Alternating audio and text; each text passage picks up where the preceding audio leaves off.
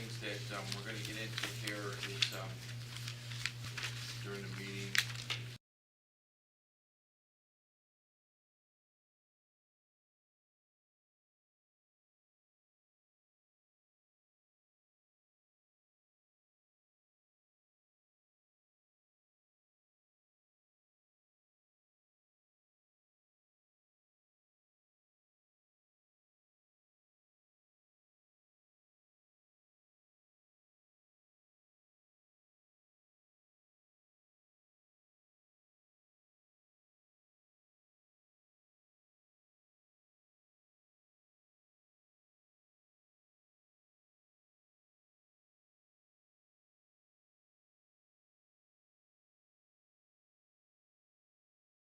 Are we on?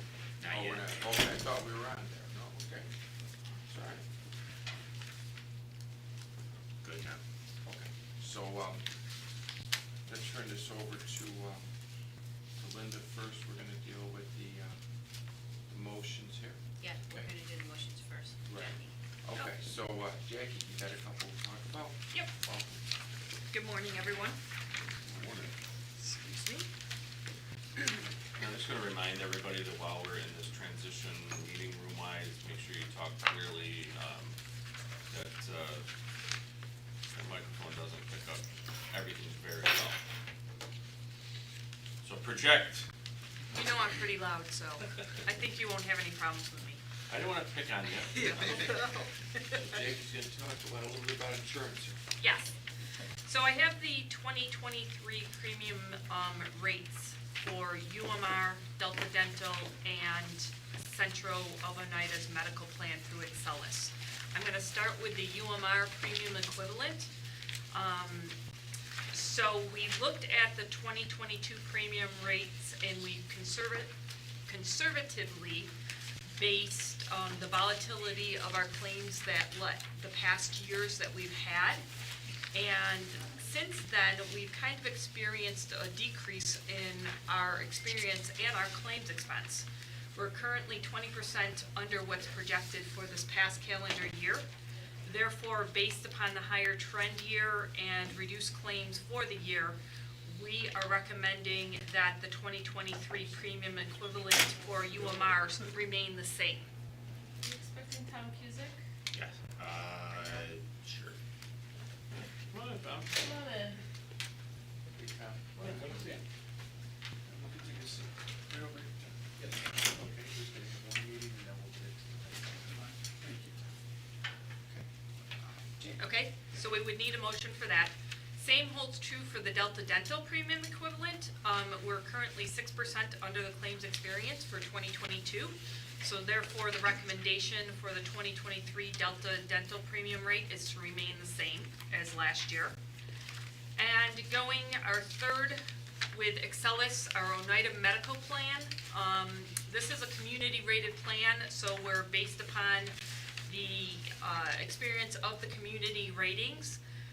Currently, obviously, they have increased, and what we are looking at for 2023 for the represented employees in Utica and Rome is a 10% increase from the 2022 premium rate. And as you recall, last year, there was actually a decrease in those rates, about 10.5%. Right. So now we're back to about equal Where we were. in 2021, pretty much. So those would be the three motions that I would need to accept from the board. Okay, I'm gonna Any questions? Yeah, I'm gonna bundle this. Do people have questions on the insurance?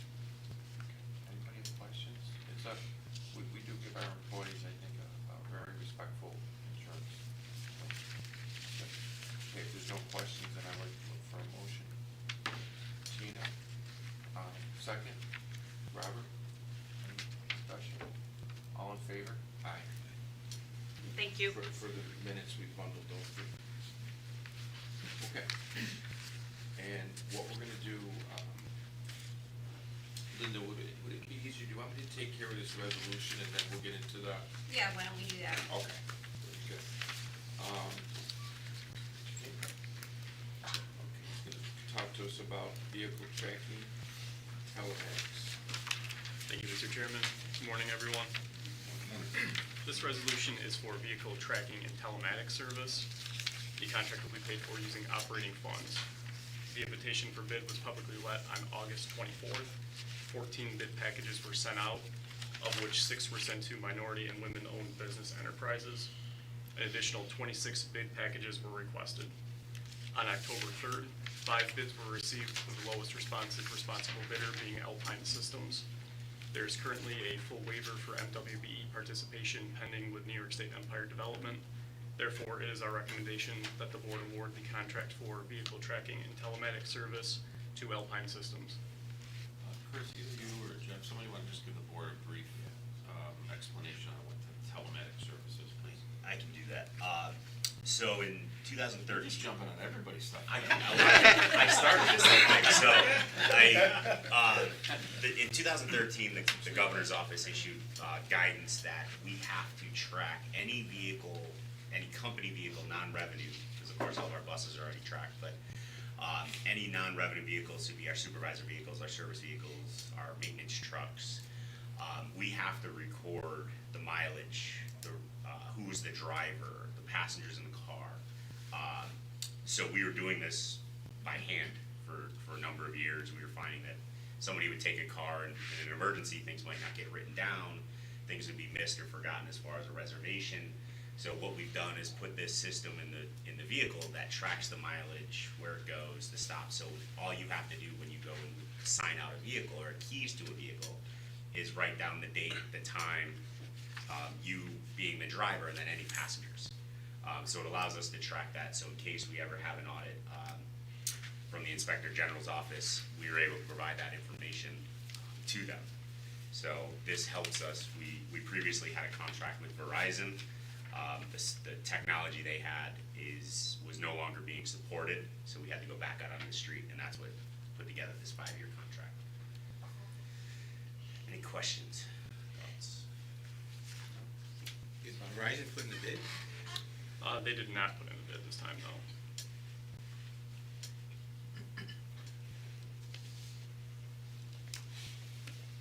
All right, thank you very much. Okay, Thanks, Chris. you know, technology, I guess, that's where we're going.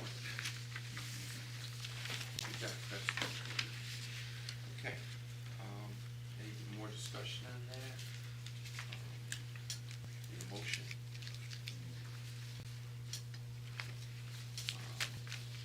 Motion was made by Julius, second, Robert, all in favor? Aye. Okay. Now, the way we want to build the rest of this audit and finance committee is where we are now, and then where we're going, okay? Linda?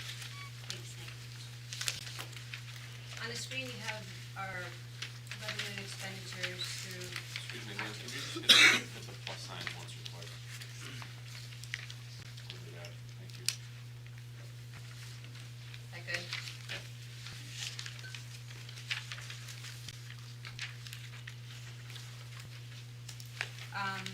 So as of October 31st, 2022, we have a $5.9 million gain. Our regular line revenues right now are 1.3% overall our revenues are 1.3% over budget and 7.566% over the prior year. The regular line revenues have been trending lower than budget due to the FRAIR restructure.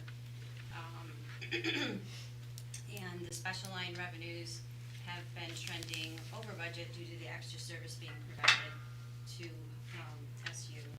Advertising and other revenues are 9% over budget, and that's primarily due to the additional fixed bus and trailway leases, and also the favorable RTC parking revenue. There's no traffic at the RTC has increased, which is increasing our parking revenue. For operating expenses, we're 6.6 million or 13% over budget, and we're pretty much in line with prior year. Hold on. Hold on, Carl. Get your shit over there. Actually, there's one down there. Is there one? Okay. Yeah, he's got it. Okay.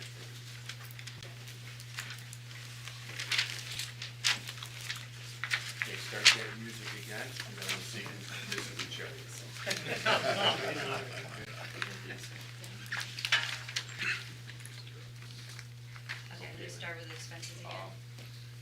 folks that just came in, we're just starting to talk about our revenues and expenses to date. Then we're gonna go into budget and look at future years forecasts. Thank you. Okay, I knew, Darlene, you knew that, but I just wanted to remind you. All right. Linda, you're on. Operating expenses are currently 6.6 million or 13% under budget and in line with prior year. The most significant variances in the expense lines are the same ones we've been talking about each month. Salaries and wages have been trending under budget, and that's due to the staffing challenges we're experiencing right now. Our healthcare and workers' comp have been trending under budget, and that's primarily due to fewer people in the plan for healthcare and workers' comp. We have fewer claims than the prior years. Our purchase transportation has been trending over budget. They're currently providing about 69% of our service. Materials and supplies and services also trending under budget at this time. But we expect that to pick up near the end of the year. There's budgeted projects and services that just have not taken place yet. Fuel is currently over budget as well. And utilities and other expenses trending over budget at this time as well. And as far as our non-operating revenues, we're not drawing as much federal assistance due to the fact that we've been trending under budget, but we're making up for that with the mortgage tax revenue, which is slowing down at this time. But still over budget and slightly under prior year. That's normal for us. Yeah, it usually does slow down, plus what's going on right now with the interest rates is. I'll be financing all that right now. Yeah. Any questions on the the October statement?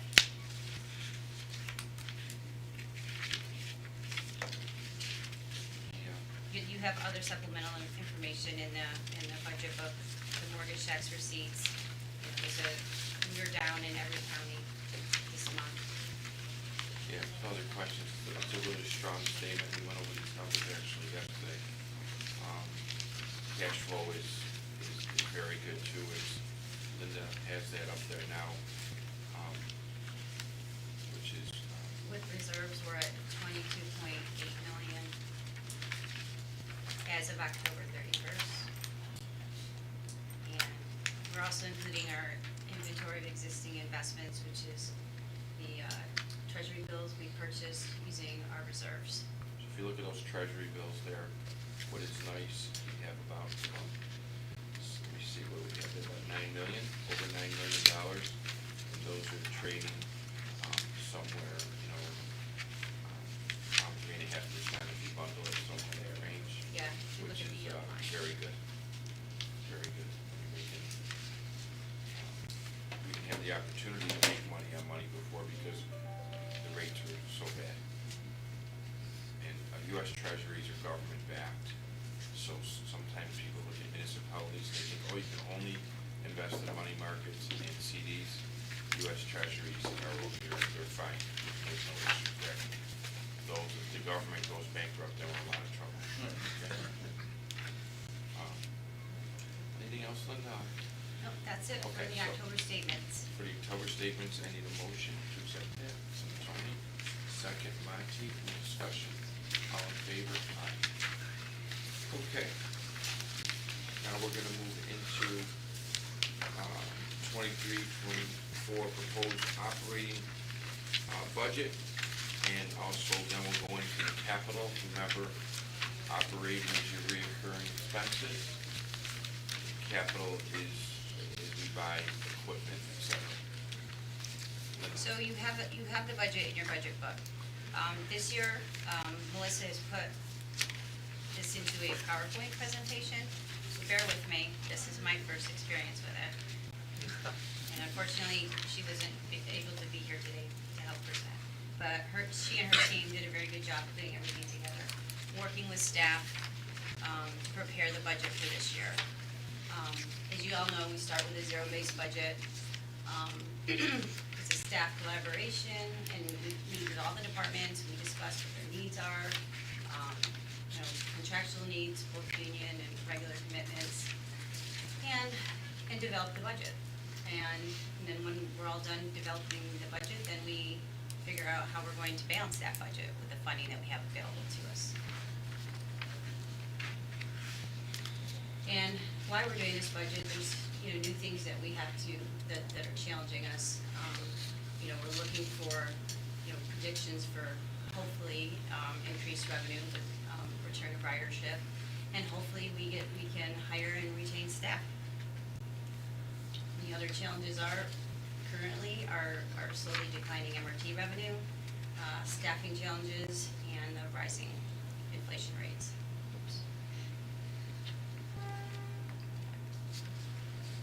So here is just a summary of the operating budget, just breaking out some of the categories that we have.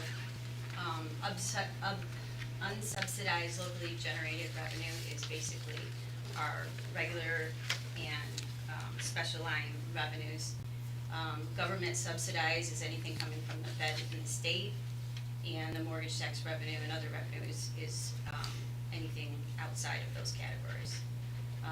And here we have the expenses broken down by personnel and non-personnel. Just a different way to be looking at the budget. So for our operating budget, our regular line revenues and passenger revenues, if you look in the column 2023-24 proposed budget, that's what I'm referring to, and you can compare that to the 2022-23 budget as a reference. Regular line revenues are currently budgeted at $3.6 million. I'm sorry, I'm doing some, which is made up of, excuse me, what we're taking into account with the regular line is, I worked with Steve Cagle on this. It's hard to predict ridership at this time, but we're going with about a 48% increase over 2020 revenue levels, and then we're increasing that going forward, but that's how we projected the 2024 proposed budget. The special line revenues are service contracts, and those are all contractual increases. And then the advertising and other considers increases in the lease agreements, parking lot revenue, and the Lamar advertising contract. For the non-operating revenues, the federal assistance is basically whatever we need to balance the budget after we put into place the state assistance, which we kept flat. We always keep that flat. We don't know what our increases and so are gonna be. We might be able to adjust that if the final budget comes out with an increase, and we can add that to our final budget. Local assistance, also, we keep that flat as well. The mortgage recording tax, we are being conservative there. We're projecting to end at about 9.5 million, but with the market the way that it is, we stuck with 8.8 to be conservative. For expenses, our operating expense budget is at $87.8 million, and this represents a 4% increase over our prior year budget. The salaries and wages includes a budget that has all departments fully staffed, union contract, rate increases, the annual COLA increase, and this also includes a 53 pay period, or 53 pay weeks in that fiscal year. An increase in the RPM program and other benefits and payrolls budget is directly affected by the salary and wage budget. So the healthcare benefits considers current trends in premium rate increases. The workers' comp budget considers current trends and the company's commitment to get employees back to work as soon as possible. And you've seen that with the decreases in our each month. The pension budget considers actuary assumptions for contributions, increase to the 401A program if we become fully staffed, and New York State local retirement contribution requirements. Risk management is budgeted at a 10% increase, which is in line with the industry standard. Our purchase transportation considers an increase for demand for call bus service and contract rate increases. And as I said before, it's currently providing about 69% of our call bus work. The materials and supplies budget considers department needs, cost increases, and inflation.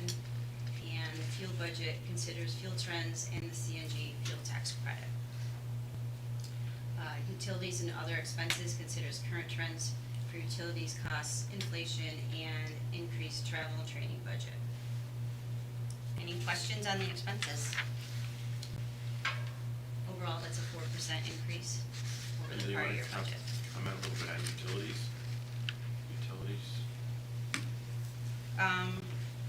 Utilities? The utilities right now are currently trending about 7% higher, so that was taken into account with this budget. Is there something else you wanted to say No, about no, I that? just wanted to make sure that I wanted to explain it was an increase, as you see, we did say in your own rules. You Yeah. can see it here, so. Yeah. So, we are also, we have to provide a 3-year projection with our operating budget. So this is another summary of the projections going out. The one thing I really want to point out with this summary is if you look at the 2025-26 budget and the 2026-27 budget, that's the fiscal years when we will start facing deficits, where we have to start utilizing our reserves. And I'll get more into that with the next slides, but I just wanted to point that out. We were able to budget for this next year, 2023-24, and 2024-25, because we're using our federal relief funds, but they will be fully expended as of 2024-25. $88 million budget that we're talking about. So for the multi-year operating budget, we basically go from our 2024 budget and have to predict out the next 3 years. So pretty much go with what we've done in prior years. Our regular line revenues, as I said earlier, we're going to project an increase of about 5% annually. Steve thought that would be in line with the ridership increases, hopefully. The special line and the advertising revenues are projected to increase at about 2%. Most of that is dictated by our contractual agreements. The salaries and wages and other employee benefits are projected to continue to increase about 4% annually. That's based on, the union contracts and other estimates for increases. The health benefits are projected to increase about 7% annually, and that's just based on trends. Workers' comp benefits, the same thing, we're projecting about a 5% increase annually, and that's also based on trends.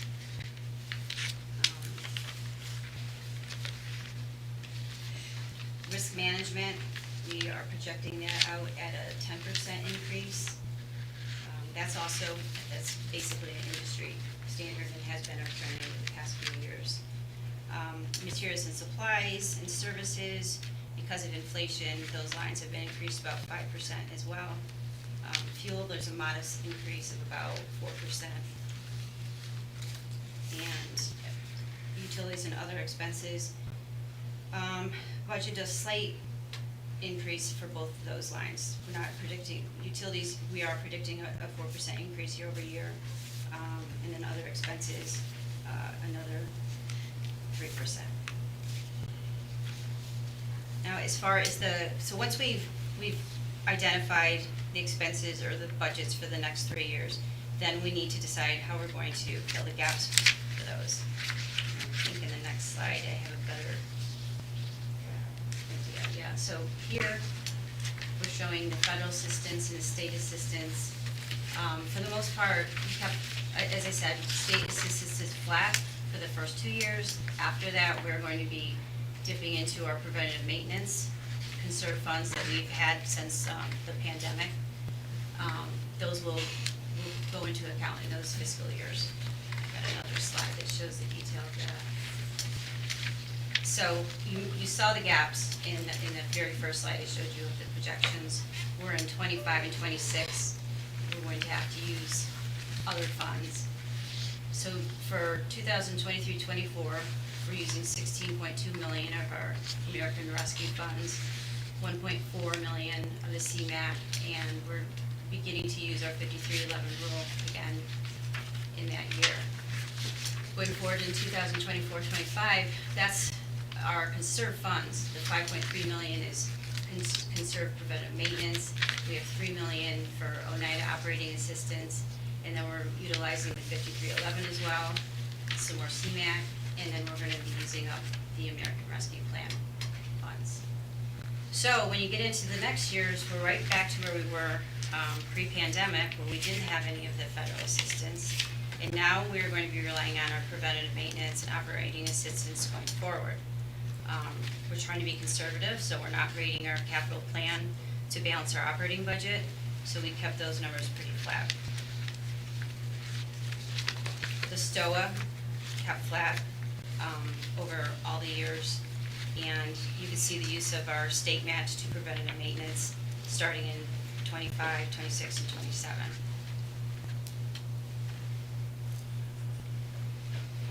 And that's just a total of all of our assistance. So I'm gonna back up a little bit. Just want to show you. So this is the one point we've been trying to make is when we're getting into 25, 26, you have a $17 million deficit. The way to fill that deficit is the use of our reserves that we have. And by the time we get into 2026, 27, you're looking at another deficit of $21 million. And we will have exceeded our reserves at that point. So we have to continue to advocate for increases in our federal assistance, in our state assistance, because we're right back to where we were pre-pandemic, where we have those big deficits of somewhere between $10 and $11 million. Because as you can see, that's what we were relying on. And I wish my pointer could work, but if you look at the American Rescue Plan Act funds, you can see the amount that is necessary to fill the gap from the lost revenues that we have in the regular line revenues. Any questions about the operating budget? Board feel comfortable on how some of the projections is? They usually build a conservative amount of revenues here, which is a good way to do budgeting. For many years, budgets used to come forward that were not balanced. Now they're balanced because we have the resources.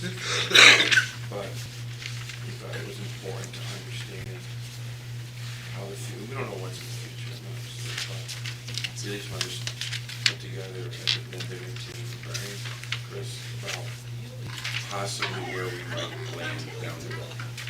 But those reserves that the board took action on to reserve will come into play in the future at some point. I'd like to also just mention quickly, I know Melissa's not here to hear the kudos, but Linda, her team, Melissa, Yeah. they do a fantastic job on this. You have to understand, a lot of companies, all right, we gotta put our budget together for next year, what do we do? Well, I just increase everything 2 or 3%, and we'll go at it. What you just were presented is the culmination of, I can't even count how many meetings. So Melissa, Linda met with every department multiple times. They go through and they have a meeting and they talk about headcount and payroll and they build that side of the budget. Then they go through again with each department and they're talking about the hard costs and the expenditures we're gonna have, you know, so on the maintenance side, it's parts, on, you know, operations side, it's, you know, everything else that's needed to run ops and, you know, marketing and, it takes a lot of time, and I gotta tell you, you know, Melissa, it's not uncommon for us to get emails from her at, you know, 10:30 at night, 1 in the morning, I mean, so she did a fantastic job. This budget book is leaps and bounds ahead of where it was you know, 2 or 3 years ago when you were just presented, just a sheet of numbers, you know, spreadsheets, Excel spreadsheets, so, great job, thank you, Linda, great leadership on your team, and, they put together a fantastic product. I'd like to comment on Melissa too, and I've seen Melissa grow a lot over the years, and it's very impressive how people that are in the organization grow and they build their confidence. It's very impressive. They have good mentors like Linda. Yeah, and I learn a lot from them, because these presentations, this is Melissa, just so you know. She forces me to learn technology and use it. All my I was staff. gonna say, she puts it all together and then she takes the day And off. she's not here. Can't come in today. Tony, you got a question? Yeah, just a quick question, and you probably said it somewhere in there. After the 26, 27 year, where does that leave our reserves? Are we depleted at that time? They will be depleted, I believe, in that final fiscal year. We will have used it, all the reserves. Budget out, you know, conservatively, remember. I don't know what the state budget's gonna bring out this year, you know, the increases. That's gonna add to our reserves because of the fact that, you know, we budgeted flat, so, yeah. But the There's currently no increase in STOA, projected so, you know, reserves. And you took in consideration maybe that we spend out the budget this year? Did you take that, or did you come up with a number where we show profit? Say that again? Did you take in consideration, like, the budget we're in right now, that it would be spent out? Yeah, Right. those projections I showed you the other day. Yeah. Is based on these budgeted projections. Right. So Lot I of moving rolled all parts. those numbers in, and when you Over get this into, fund balance this year? yeah, when you get into 25 or 26, 27, The we're net income this depleting the year gets pushed reserves to next based year, on but it's this ultimately budget. gonna get used up. Increased revenue, 2 words. Middle school. Well, actually, You know I was gonna get into that. Just trying to help you. That's an it expense. increases the revenue, but it increases the expense at the same time. It's not just a check that comes from the school district. Good thought, though. It's worth a shot, I was trying to help. I like it, I like it. Trying to help someone. Now we're gonna get into the capital budget.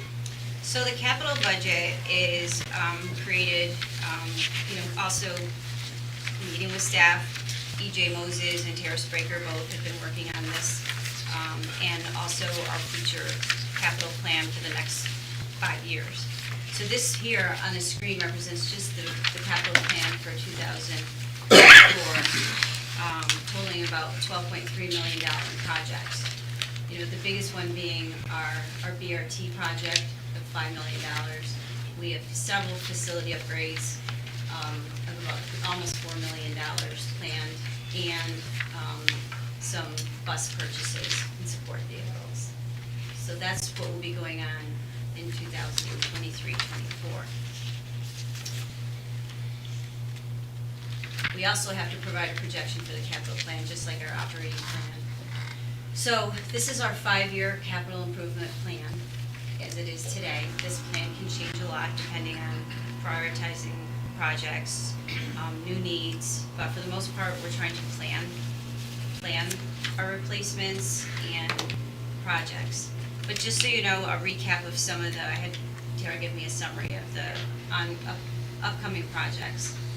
We have about 64 CNG and 19 diesel bus purchases.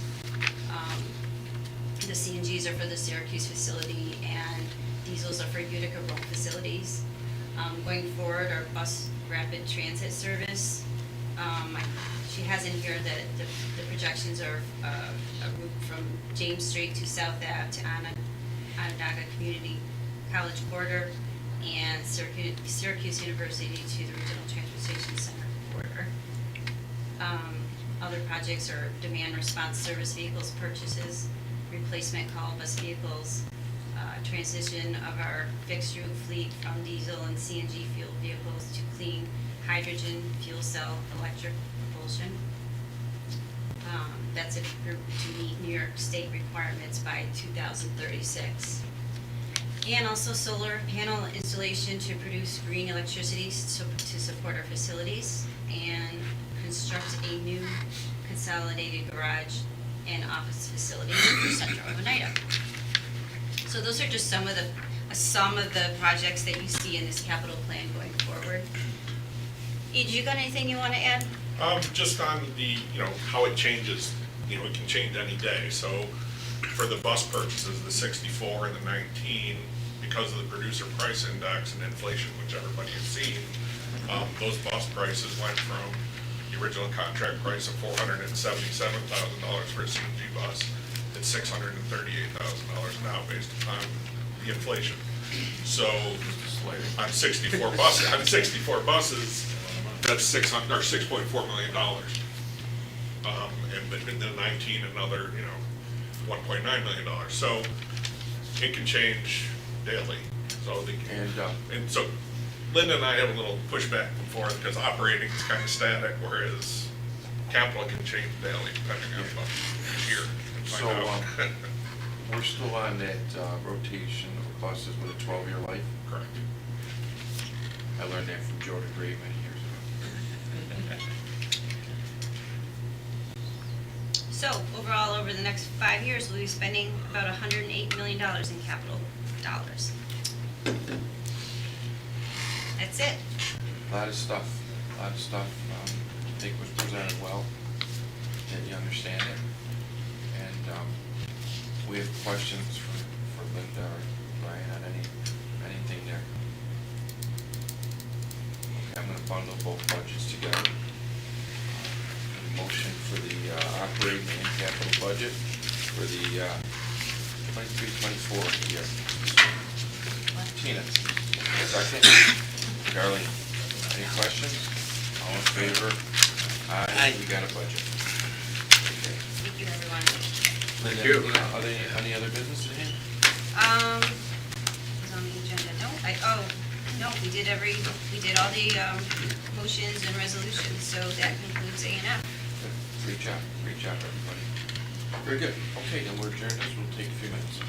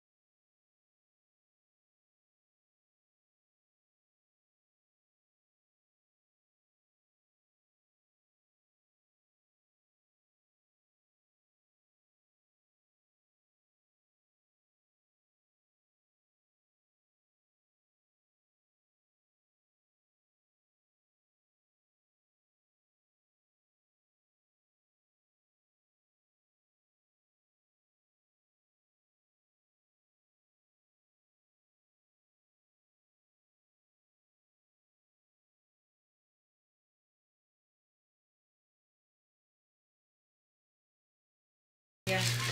Okay, let's stand, we're gonna have the Pledge of Allegiance with Tom Cusick, one of our outstanding 28-plus years, to lead us in the pledge. Allegiance to the flag of the United States of America and to the republic for which it stands, one nation, under God, indivisible, with liberty and justice for all. Thanks, Tom. Brian, thanks for acting on my motion this morning. And How I want quickly you you guys took to all that into. notice the little turkey that's on there. Yeah, That yeah. Casey Brown is in here. There he is. Casey's our graphics guy. Great. Okay, a quorum is present. Our next meeting is December 16th. We're gonna have a holiday party return after many, many years, immediately following the December board meeting. Not only Syracuse will be celebrating and being thankful, also the other sites as well. Can I have a motion to approve the regular meetings, the regular minutes of the October 28, 22 meeting? Okay, Darlene, second. Tina, any questions? All in favor? Aye. Okay, at this point, I'd like to acknowledge Tom Cusick here. He has served the Oswego community since 1994, making him an essential employee for over 28 years. Tom was hired in August of 1994. On October 16, 1994, he became a part-time bus operator. Tom became a full-time bus operator on January 14, 1996. Over the years, Tom became known for his positive interaction with our customers, which is wonderful, wonderful. And in 2012, Tom was able to defuse a situation with a disturbed passenger. Tom did it in a way that another passenger on the bus reached out to us to share how impressed they were with your actions that day. You remember that day? Somewhat, All right. Just like yesterday. The authority. He slacked it out. In 2016, during the last trip from the fairgrounds, Tom made our passengers feel comfortable and safe. And the last one I'll share today, in April of this year, we have heard that our passengers like how Tom goes out of his way to explain things to them. So that extra effort really makes people feel more comfortable, because people sometimes are confused. Yes, sir. In the past, Tom had liked to spend time at the races at Oswego Speedway. Yes, sir. He also had a camper that he uses frequently in the summer. Now I do, yes. Stay in all summer next year. And most importantly here, Tom loves to spend time with his family and grandchildren. Congratulations.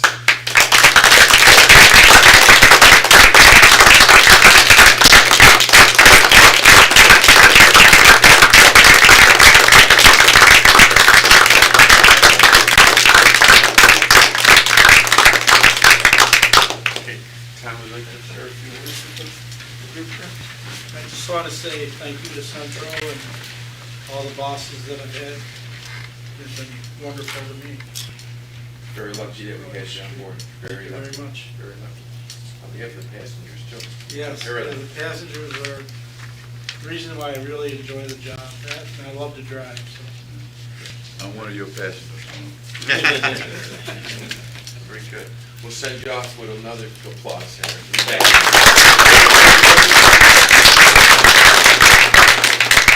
And if you get bored, there's a lot of driving positions around. Thank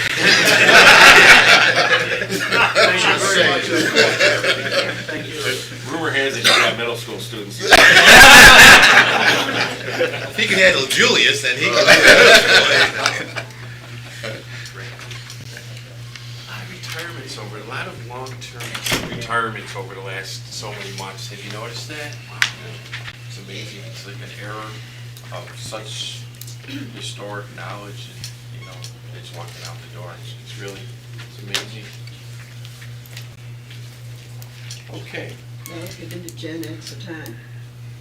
Yeah, it's a different 28, 34 years, all these years. I don't know about the next generation coming through.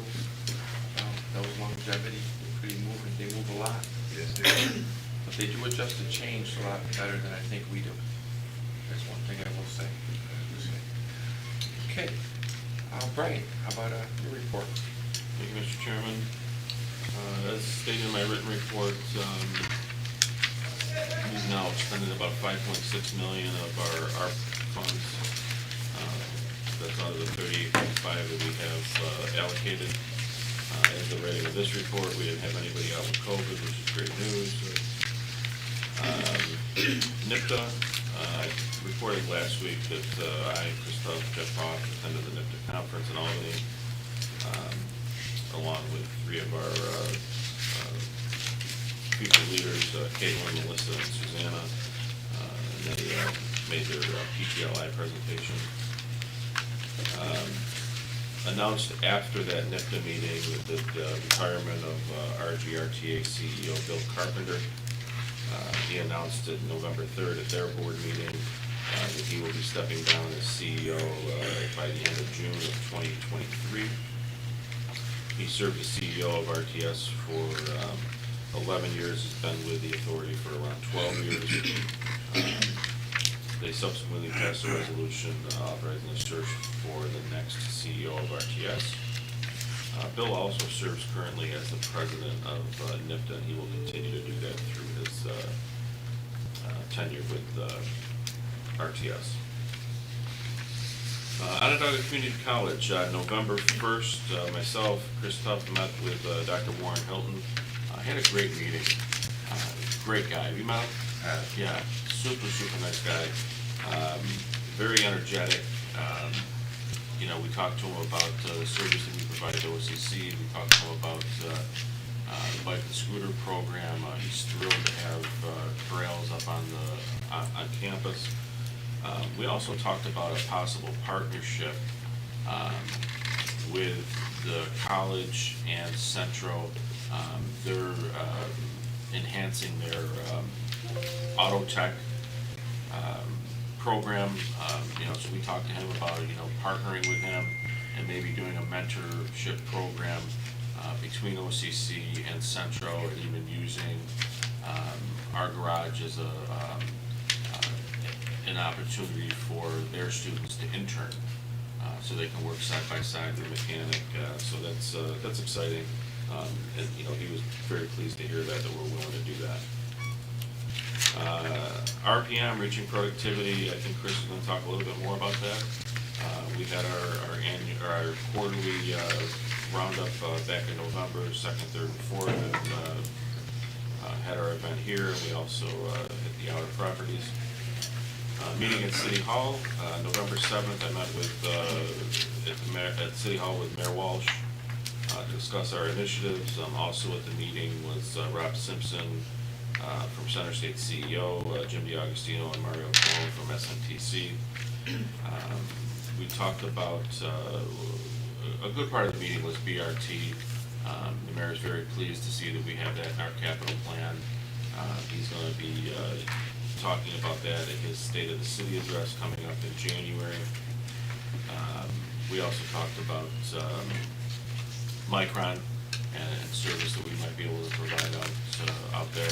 Understanding that, I mean, we're a couple of years off. I mean, this, you know, the announcement was great, and the number of jobs, but that it's going to be over a period of time. I mean, this isn't going to be they're building a building and all of a sudden, you know, 7,000 employees are going to show up. But we are prepared to work with Center State and Micron, and Rob Simpson's going to work on getting some meeting with Micron executives to talk about service. And then, as I report every month, you know, we have our various meetings throughout the month: capital planning, recruiting, RPM, storeroom procedures, New York State Fair. It's a constant. We've had NIPTA meetings, meetings with IBI, who's our transportation consultant. So it's been a busy few weeks. We're heading into the holiday season, but it's going to continue to be busy. The other thing too, yesterday we had an opportunity, if you recall, at the last board meeting, a lot of us were wearing pink. Employees throughout the month have had their pink ribbons on. And we gathered items for breast cancer women that are undergoing treatment. And there's a group called Shades of Inspiration. So we had boxes throughout the facility that employees could bring in, blankets, tissues, whatever, anything a patient might need. And the way it was explained to us by the people at the organization yesterday, it's one thing, you're sitting in the hospital and you're having your chemo treatment and they throw a blanket on you, but it's a hospital blanket. So this is something they can keep, they can take home, bring back and forth. So we brought around 6 boxes of goods that were gathered from our employees, along with cash donations we collected through all our properties. We presented Shades of Inspiration with an $850 check from our employees. So it was, I was glad to see that the participation that everybody had in that. And that's it on my presentation. Anybody have any questions? Be happy to answer before we get into our executive reports. All right, Christopher. Thanks, Brian. Good morning, everybody. 2 things I want to continue to talk about. One, as Brian mentioned, the RPM program. So last month we met. I was unable to give you the quarterly winners. We did talk about the money. Of the 6 quarters that we've been doing this so far, this was the highest payout for both the mechanics and the operators. So the progression on that is positive. But as far as the 2 individuals that received quarterly awards, for the operator of the quarter, this individual, very positive attitude for driving, been here with the company 29 years, is Cliff Wright. And then the maintenance employee of the quarter, a younger individual, as we talked about, retirements and millennials and Gen Xers coming in. He's been with the company just about 4 years, is Eric Burrows. Both very solid employees as far as their positivity, taking this company to the next level. We recognized both of them during our event on November 4th, so we appreciate that. And then next quarter, which will be the end of the year, will also encompass quarterly winners, annual winners, and then our annual Safe Driving Award. So for January's meeting, we'll have quite a few recognitions, but we continue to see this program thrive, and that's what the plan was from Brian's directive to continue to build this and expand it further. Another one I want to expand on is, the various meetings Brian had mentioned, and we've had several conversations and continue to do it every month, is we've recently started an internal kind of discussion group called Thinking Outside the Bus. I can't take the credit for the naming of this. Ed Mueller coined the phrase instead of thinking outside of the box, but what we're looking to do is expand those conversations on recruitment, training, staffing, and we've now met probably the last 5 weeks. We've collaborated on a number of different things between service development, operations, maintenance, executive staff to look at each department on a local level to understand what do those departments need. So, Jeff giving us feedback on the maintenance side, Joe and Mike Robinson giving us feedback on the operations side, to come up with ideas on how we can expand recruitment, expand training, what their departments need. And hopefully here, within the coming weeks, we're going to start seeing some of those ideas actually come out of the meeting and hit the ground running. So we're positive on that. Just wanted to update the board on that we're continuing our efforts. We're revamping some of the meetings to expand on those efforts. We have a lot of interesting ideas and good ideas. So hopefully that helps continue to build the authority to the direction we want to go.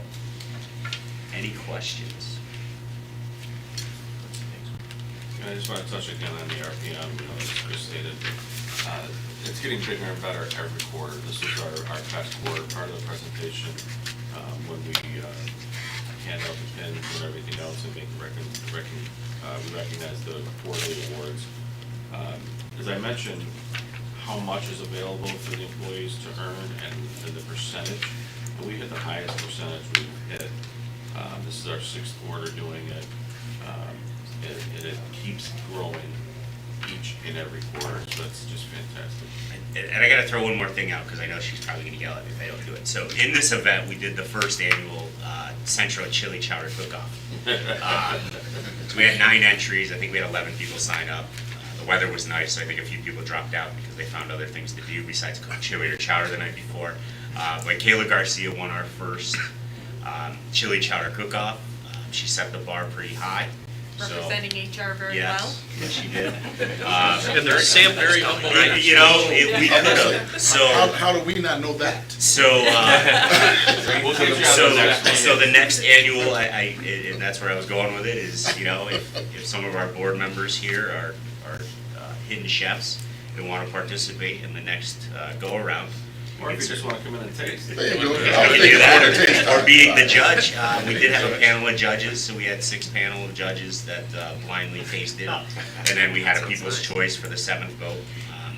So Kayla Garcia did win that award, and hopefully next year we can continue to elaborate further. But that's all. Thanks, Chris. Jackie? Good morning again. I'm just gonna stand and actually I'm gonna kind of play off what Chris just stated before about our recruiting efforts and everything. Next month, a few of Centro's employees are going to be attending a conference in Washington DC. It's called Making Connections. And this conference is being hosted by the Transit Workforce, who is a group that we're working with right now in order to try to develop some recruitment programs and mentoring and apprenticeship programs. And it's also being hosted by National Transit Institute, which is NTI, which is another industry that we use all the time in order to train our employees. We send a lot of supervisors to NTI training and everything. So this conference is going to basically include sessions on recruiting and retention, training, mentoring, and apprenticeship programs. It's going to look at new technologies, preparing today and tomorrow's workforce, advancing diversity, equity, inclusion, and access. So we're thinking it's going to be a really good conference. There's going to be all transit agencies that are going to be at this. So it's a good opportunity for Centro to network with other transit agencies who have already started a mentoringship program or an apprenticeship program in their, at their transit companies. So next month I will report on the outcome of that. And that's all I have unless anybody has any questions. Thank you. Thanks, Jackie. Good, thanks. Jeff? Good morning, if you don't mind, I'm gonna sit here, I'm gonna share my screen here. Last month, Brian had brought to you the boardroom pictures. Yeah, I'm Oh, talking. I thought you were putting them up This there. is the new driver's room, right? Yeah, it's the new driver's room, it's the beach, this is Lagoon Beach.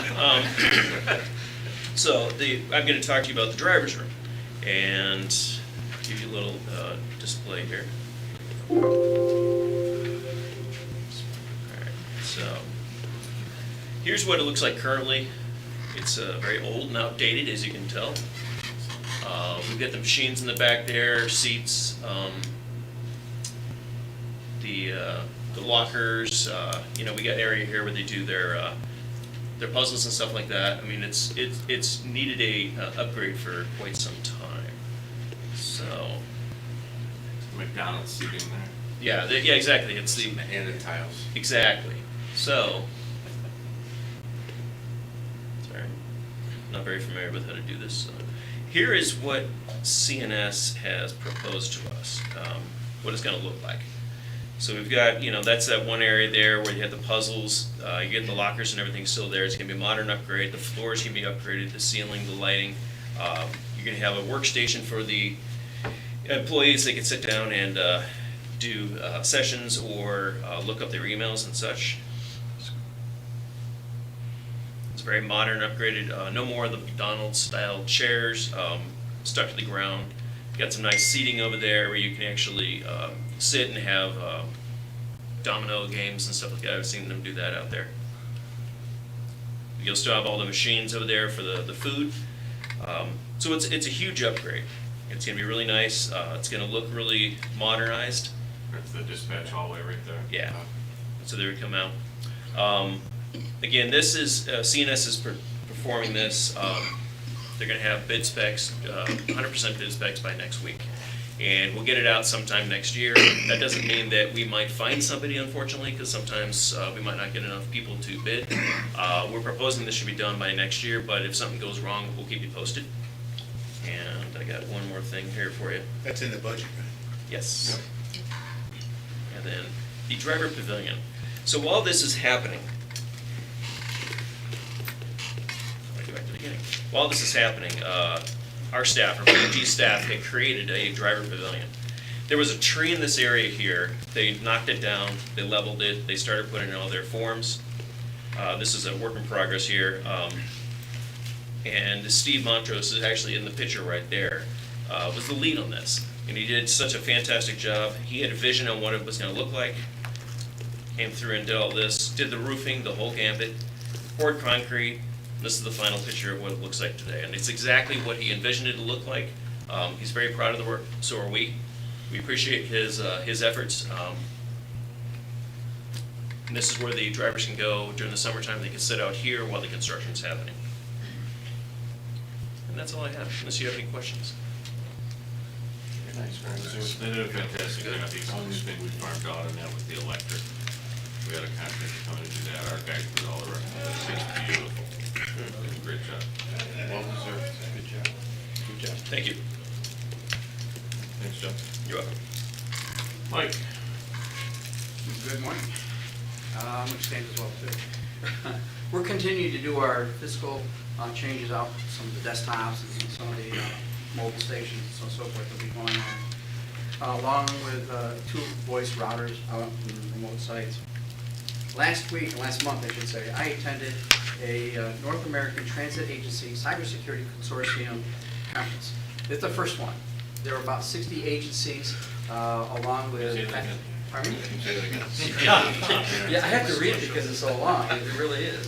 North American Transit Agency Cybersecurity Consortium.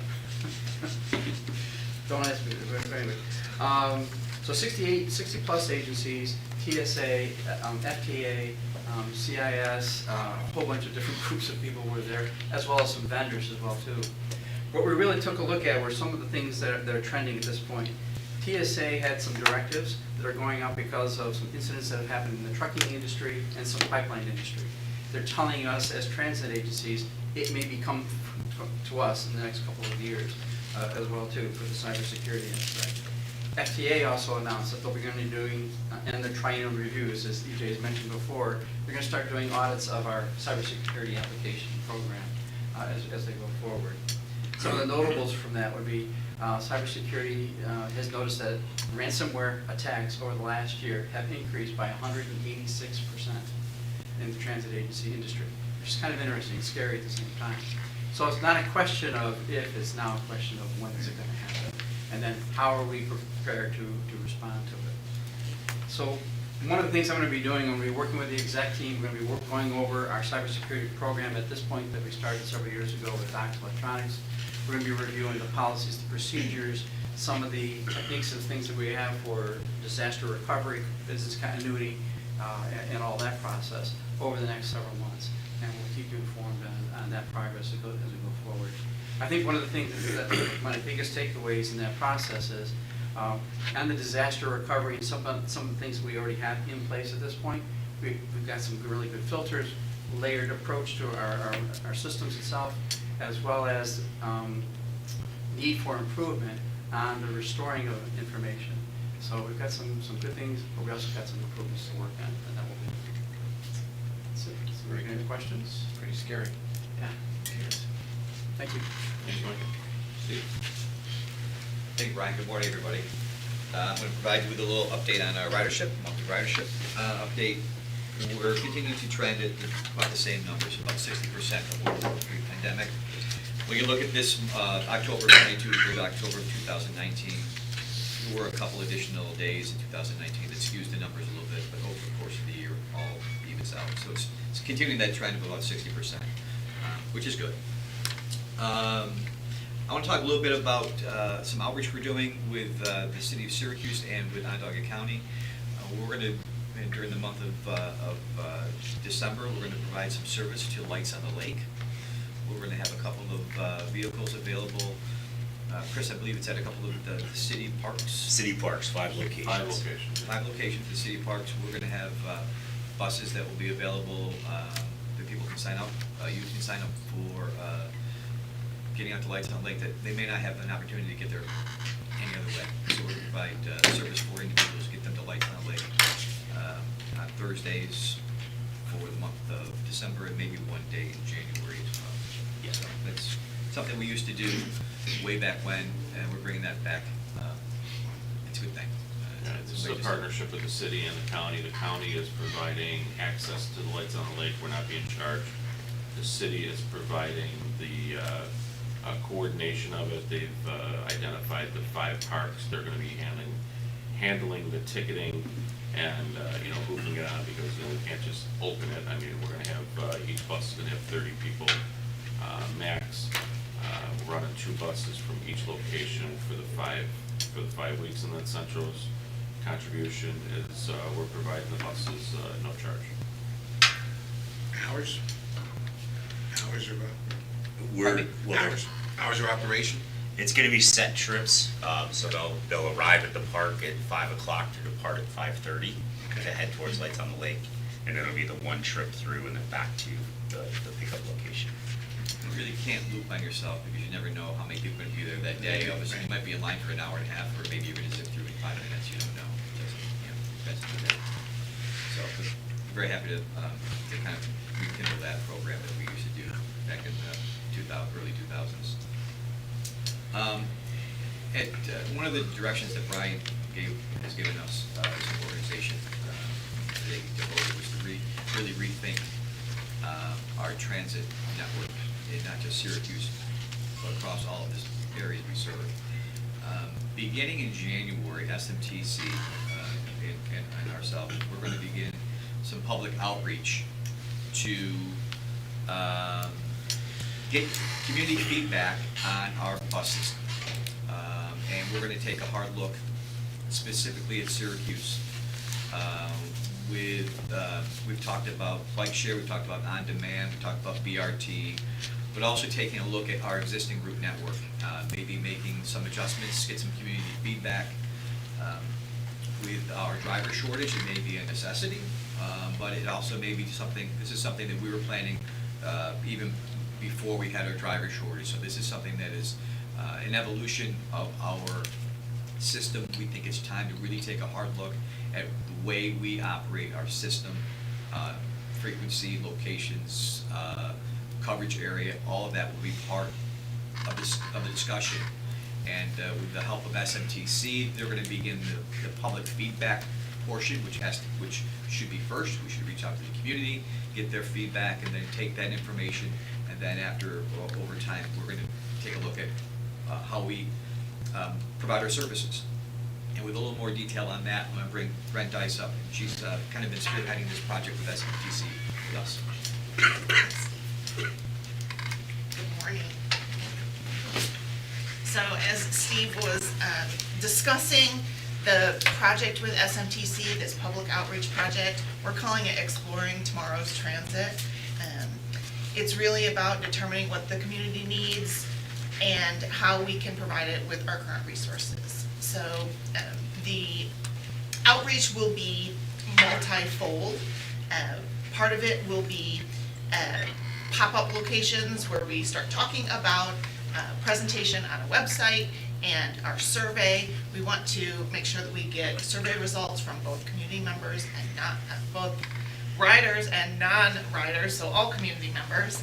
And some of our priority locations for the pop-up events will be Destiny USA, Walmart in East Syracuse, Walmart in Camillus, our OCC Student Center, and Salt City Market during Winterfest. We think those are a good start to get a whole gamut of a variety of folks that we'll be able to cover at those locations. So again, the survey will launch in January, and it'll be used to work on BRT, on-demand service, and our regular rider survey. And just allows us to do a deeper dive into the understanding of the needs of our riders and the overall community. After the survey, we'll have in-person and virtual open houses. We'll have community partner outreach, and we'll also have community discussion meetings to really discuss, okay, this is what we found in our survey, how do we then put that on the ground?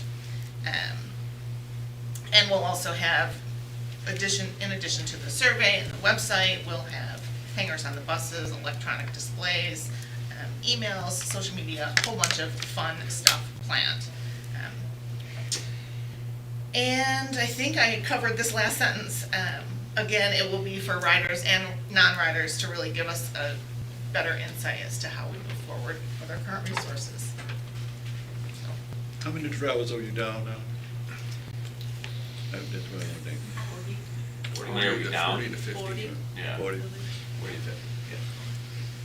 So, you're gonna go out, once you get your information, you're gonna have open houses. Why wouldn't you just go back out in buses and? Why wouldn't you? What, is there a thought of going back out? Here's how I got the information, I went out to Destiny and wherever, collected the information. Go back out to those same places to, here's what we got, what do you think of this, any more, or? That may be part of it. Yeah. Ultimately, there's gonna be a huge, community outreach. Okay. It'll be very, very open, very public. You know, if there are changes, you have to go back up to public hearing anyway. So at that Right. point, you'll have to go and present formally what you're going to do for that particular community location. Right, people who ride the bus may not be going to the open house, that's different Yeah, people. and once we gather the data, like Steve said, I mean, this is gonna result in changes. And we can't just sit here and make changes, so we've gotta then go back out to the community and say, you know, here's the information that we gathered, here's what we're proposing. And again, they have the opportunity to give us feedback on, you know, their thoughts regarding the changes that we're proposing. I think in general, you know, the expectation of the next generation of rider is much different than it has been for the past 20 years. So we have to evolve, or we're gonna be left behind. The concept that you're gonna run 30 different fixed route bus lines, where everyone's gonna be required to figure out when the bus is coming and walking onto the sidewalk and catching the bus, will work for a lot of people, but there will be other individuals who say, why can't I have a more personalized service? Or why can't it run more frequently? And maybe we can provide a combination of those services to get people to where they need to go in a more next generation thought process kind of way. In addition, our pop-up events will actually be smaller than our follow-up community events. So if we have 5 pop-up events to start and kick off the process, we'll have, you know, we could have double that, where we're reaching out to tell people, okay, this is what we got from the community and this is what we're thinking, and to get feedback. And again, And one of the things SMTC, and we've talked about, is during the course of the process, they're gonna manage and keep an eye on the results they get from the surveys. And if there are particular areas that we're not getting feedback from, we're gonna pivot and say, okay, we need to have a meeting in this location to get feedback from those individuals. So we're constantly, it's gonna be a living, breathing research project over the next 6 to 9 months to make sure we cover everyone in all the locations that we need to encompass. We're gonna be out there, we're gonna be visible, we're gonna be communicating this. You know, and interestingly enough, Steve and I went to a meeting of, the name is eluding me right now, Moving People, sorry. Julius was there, and Sharon Sherman ran the meeting, and she went around the table and asked everybody, or introduced everybody, and the people, as they introduced themselves, stated whether or not they were a bus rider. Steve came out and asked, you know, so we were talking much like we're talking now, and about some service changes, and Steve came right out and asked, would you rather walk 2 or 3 blocks more to have more frequent service? And all of the frequent bus riders that were there said yes. You know, so rather than waiting 40, 50, 60-minute service, if you can have 10 or 15, 18-minute service, so that you know it's there, it's frequent, it's consistent, would you be willing to walk out of your house, and instead of having the bus stop at the corner of your block, would you walk 3 blocks? And it was a resounding yes. Yeah, one So individual that's said, "I what we're would run." striving for, we want that frequency. I would run. And quite honestly, once you get to that frequency, you can throw your bus schedule away. Because you know that I can just walk out on James Street, and if I miss the last one that came by, 12 minutes from now, another one's coming. And that's where we wanna get to. It's gonna take time. We're turning our battleship around in a bathtub, and it's gonna take a little bit of time to do it, but we'll do it. I like that analogy. Yeah. SMTC is a good place to start. You know, from the city side, we work with SMTC a lot, especially with outreach. They do a really good job. They're pretty flexible, and they're a group of transportation professionals, so it makes it a lot easier on us. I'm sure it's gonna make it easier on central staff. They are a great partner for us. We rely on a lot, and not just us. I mean, if you look at the SMTC's meeting agendas, it's towns and villages that are reaching out, they wanna do sidewalk work, they wanna do, lane changes, they wanna put a roundabout in. They're relying on SMTC to go out and gather data, traffic studies, reaching out to individuals that are traveling in those areas. And they compile all this and come back to us, as Neil just said, as transportation professionals. This is what they do every day. For free. That's why we're relying on them. Yeah, I'm hoping to be able to understand this better so I can explain this to my wife, because she's always, you on the Central Board? And I said, well, I understand some of the situations. We're not on. So she questioned me on a lot of things. As you should, right? Yes, you should. All right, any other questions for Brent?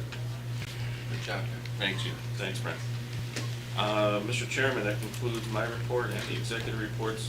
Joe and Linda will cover theirs under the ops and A&I.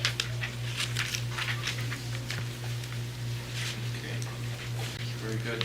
Audit finance, it was all discussed in detail at the committee level. So we'll start out with Joe. Joe, for some reason. Because we moved them up. Yeah, you guys. We moved them up on the agenda. Been around here 18 years. Move around a little bit. No, I'm sorry. Oh, you're not trying to keep you on your toes. Not a problem. Thank you, Mr. Chairman. Good morning. Just a couple of quick items. Next month, I will be bringing to you the system safety plan for Centro, officially called the Public Transportation Agency Safety Plan. We are currently in final review of that plan, and I will bring forward the changes that we are making. We're obligated to every year update the plan depending on what the needs and changes are for that given year. Your approval allows us to submit that at the time that state or the FTA makes that requirement that they want to review our plan. So we do that on a yearly basis, so I just want to give you a heads up that that's coming. And tomorrow, coincidentally, is the 39th annual Lights on Caravan, which I think a lot of you that live in the county and in the city or even, anywhere nearby know what this is about. It originally started as a DWI campaign. It now focuses not just on alcohol, but drug and texting, really what we call impaired driving. We've been part of this program for well over 30 years. We're sitting in the Dietz Center, named after a great employee of ours, Jerry Dietz. His plaque's right on the wall over there. Jerry was a mainstay in this program, and we've been very proud to host this for many, many years. And one of the first community events we've ever really did here at Centro, and as you heard from Chris and from Steve and from some other people, we're doing a lot of outreach, putting ourselves out there that we're not just the bus company. We do a lot for the community, whether it's, obviously working dome events and the fair, and providing services to people that may not be an everyday rider, and understanding the importance of transportation to your community, even though you may not be a regular operator, or regular user of that program. So, very proud of the fact that we involve ourselves with this program, and we'll continue for, I'm sure, many years to come. That's it, Mr. Chairman. Okay, very good. We went into the audit and finance, as I stated, things were discussed in detail. So we'll move this along fairly quickly. At the audit and finance committee, Jackie presented to us various insurance information on things that needed to be finalized and approved by the board. Premium equivalent, dental premium, Central Veneta, Excelis medical premium, which were discussed at that point. A motion was made to bring it to the full board for approval, and I have a motion. Tina, second. Robert, any discussion? All in favor? Aye. Linda discussed our fiscal position till October 31st, statement of revenue and expenditures. At that point, the committee brought a motion to bring forward to the board to be adopted. Can I have a motion? Okay. Tina, second. Well, all in favor? Aye. Also, we got into discussion, which led us into discussion on the operating and capital budgets for 23-24. Very good discussion. very good information. I thought it was put together in a way that anybody can understand this. Numbers are fluid, it's a point in time, but I think it gave us some good framework about where we might end up in 27, just to start thinking about it. We know as some of these federal special monies will be drying up, how we would have to manage our reserves as things continue. Any operating efficiencies, any year of any, in any of those years will also help impact where we end up. With that being said, motion was made to bring it to the full board for adoption. May I have a motion? Neil, second. Darlene, any discussion? All in favor? Aye. And then we had a resolution on the Jetsons, no, I mean on the tracking and telematics here by Chris and company. And with that being said, we took our resolution to award contract to Alpine Systems for a 5-year term. It's interesting, the numbers and innovative, it's very interesting. Motion made to bring it to the full board to be approved. Can I have a motion? Tina, second. Robert, any discussion? All in favor? Aye. Did I miss anything, Linda? Well, we've definitely approved the operating budget, but I don't think we really said that we were approving the capital budget and financial plan, so. Well, that was making for the minutes bundled, that was bundled, bundle that, for let the minutes reflect their bundle on that motion. Okay, thanks, Linda. Appreciate it. That's it. Okay, any old business? Any new business? Let's make sure we all get here for the next meeting so we can celebrate. Okay, meeting's adjourned, thank you. On behalf of leadership team and the board, I'd like to wish everyone a happy Thanksgiving. Absolutely. If you're traveling, please do it safely. Take the opportunity to spend some time with your family and be thankful. So thanks everyone for everything you do on a daily basis. Appreciate it. Thank you. Amen.